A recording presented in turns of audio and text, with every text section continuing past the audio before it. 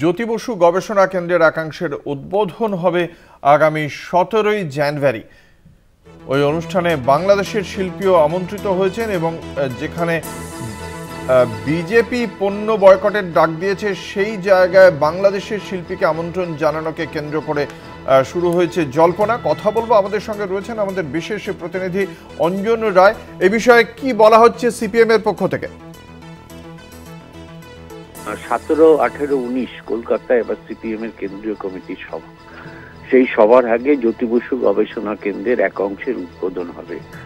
বাংলাদেশের সাম্প্রতিক পরিস্থিতি নিয়ে সিপিএম মনে করে যে সংখ্যালঘুদের ওপর সেখানে যে অত্যাচার হচ্ছে তা অত্যন্ত নিন্দনীয়, কিন্তু তার জন্য সব অংশকে দায়ী করা যায় না।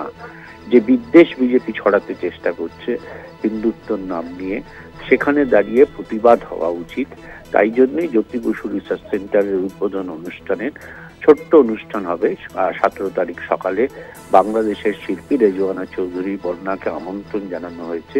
তিনি সেই অনুষ্ঠানে সঙ্গীত পরিবেশন করবেন বলে সিপিএম সূত্রে আমরা জানতে পারছি। ধন্যবাদ। আমাদের সঙ্গে ছিলেন আমাদের বিশেষ প্রতিনিধি অঞ্জন রায়।